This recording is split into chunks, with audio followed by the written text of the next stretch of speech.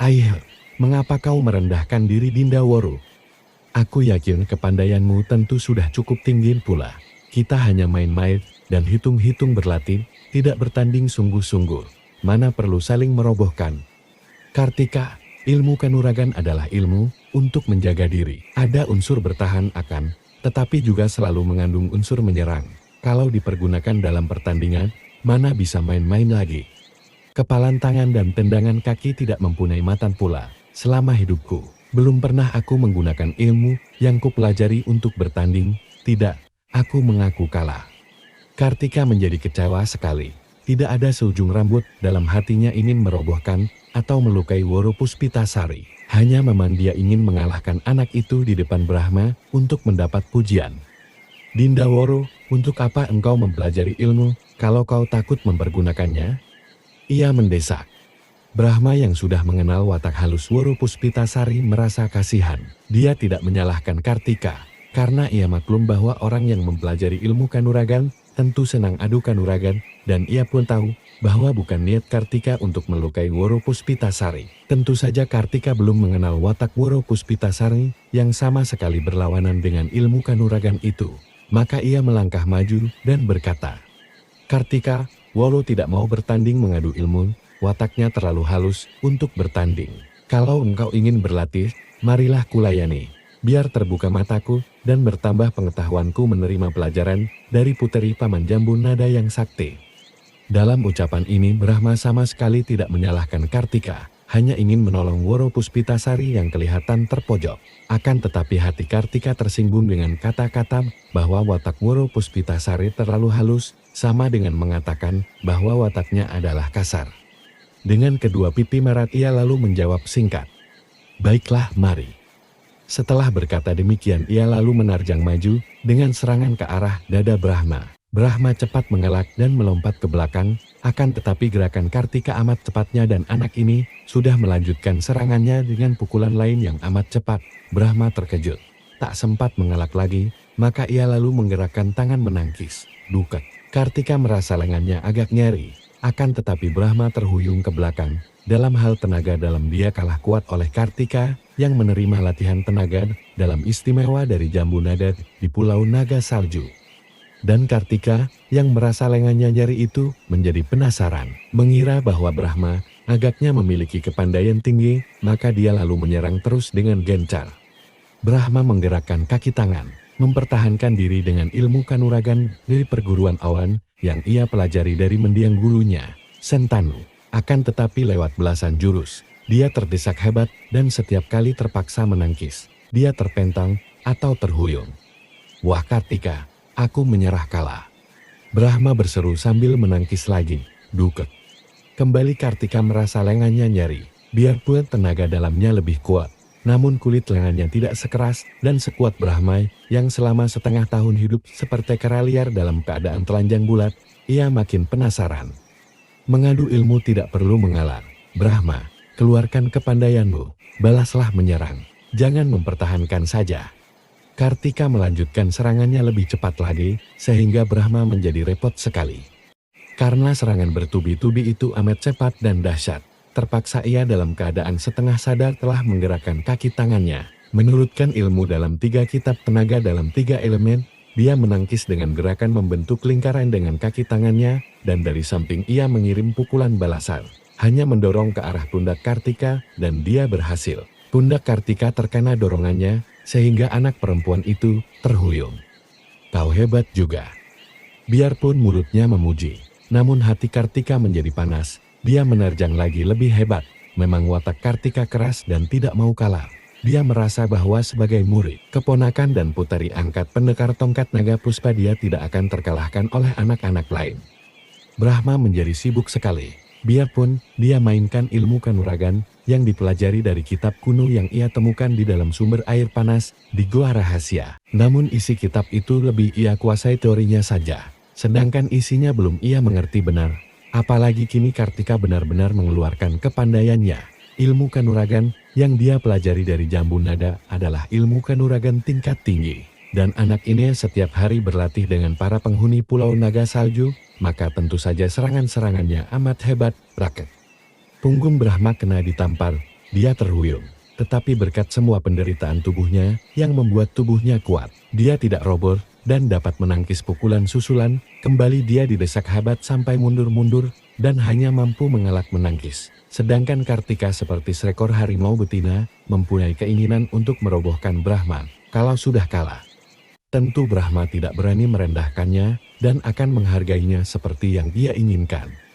Bakyu Kartika, sudahlah. Berkali-kali Woro Puspitasari menjerit ketika melihat betapa Brahma mulai terkena pukulan beberapa kali. Biarpun bukan pukulan yang membahayakan, namun cukup membuat Brahma beberapa kali terhuyung dan mengaduh.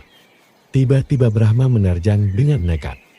Sudah menjadi watak Brahma sebagai seorang anak yang tidak mengenal takut dan pantang menyerah. Apalagi baru menerima pukulan-pukulan seperti itu. Biarpun diancam maut sekalipun, dia pantang menyerah dan akan melakukan perlawanan. Dia sudah mengalah. Akan tetapi, karena Kartika agaknya bersikeras untuk merobohkannya, dia menjadi naik darah dan kini Brahma menerjang hebat dengan ilmu barunya secara sedapat-dapatnya. Biarpun gerakannya seperti ngawur, namun kakinya berhasil mengenai lutut Kartika sehingga gadis cilik yang merasa kaki kirinya tiba-tiba lemas itu hampir jatuh. Dia meloncat tinggi kemudian menukik turun dan menyerang Brahma dari atas dengan kedua tangan. Brahma terkejut, berusaha menangkis. Akan tetapi hanya berhasil menangkis serangan tangan kanan. Sedangkan tangan kiri Kartika dapat menotok pundak Brahma, membuat pemuda cilik itu terguling. Bakyu Kartika, jangan lukai Brahma. Tiba-tiba Woro Puspitasari, yang sejak tadi berteriak-teriak mencegah pertandingan, sudah menerjang maju. Wut, plakak. Terjangan Woro Puspitasari cepat sekali, akan tetapi Kartika masih sempat menangkil, sehingga keduanya terhuyung mundur.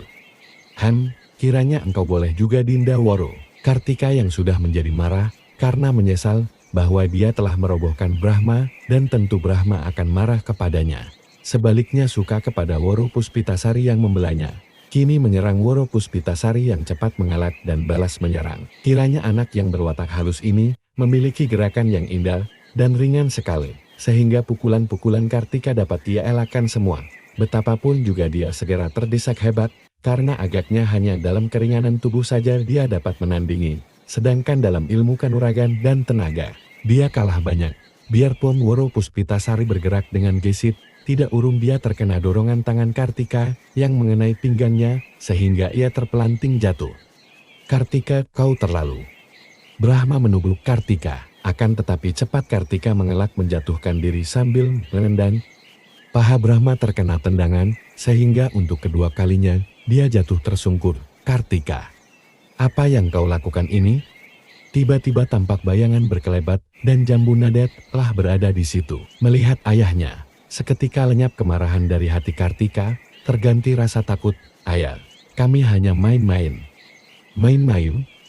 Jambunada memandang Brahma yang telah bangun, dan mengebut-ngebutkan pakaiannya yang kotor. Juga Woro Puspitasari telah bangun, dan memandang dengan wajah tenang. Karena menganggur, kami berlatih kanuragan, kata pula Kartika.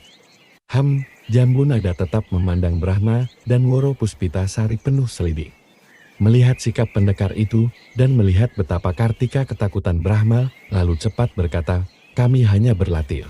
Woro Puspitasari juga berkata, Bakyu Kartika hanya melatih saya paman. Jambunada mengerutkan keningnya.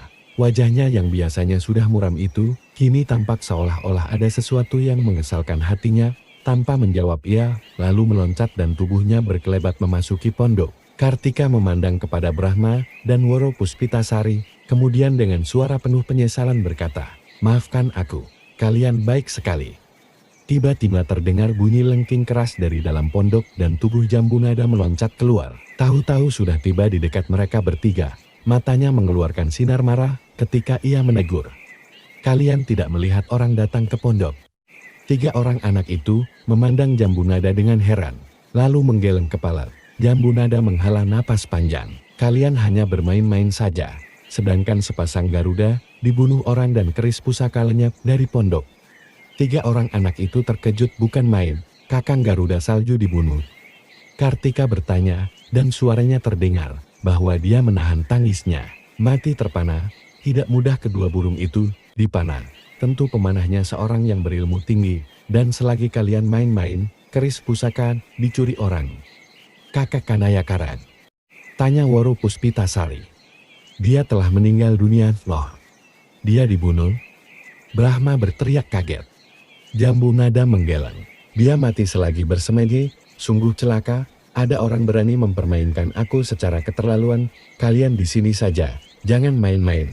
Bantu aku pasang mata, lihat-lihat, kalau ada orang, aku akan memperabukan jenazah Kanayakara. Jambu nada lalu membakar pondok itu, setelah menumpuk sisa kayu bakar ke dalam pondok, dan meletakkan jenazah kakek yang masih bersila itu di atasnya. Pondok terbakar oleh api yang bernyala-nyala besar. Jambu nada berdiri tegak memandang, dan 3 orang itu juga memandang dengan hati kecut. Sungguh tidak mereka sangka terjadi hal-hal yang demikian hebat. Selain 2 ekor burung Garuda terbunuh orang, juga keris pusaka yang dibuat sedemikian susah payah itu dicuri orang dari pondok tanpa mereka ketahui sama sekali. Timbul penyesalan besar di dalam hati Kartika, karena andai kata dia tidak memaksa Brahma dan Woro Puspitasari bertempur, tentu mereka lebih waspada dan dapat melihat orang yang memasuki pondok dan mencuri keris pusaka. Andai kata mereka bertiga tidak dapat mencegah pencuri itu melarikan keris, sedikitnya mereka dapat menceritakan bagaimana macamnya orang yang mencuri keris. Sekarang keris tercuri tanpa diketahui siapa pencurinya.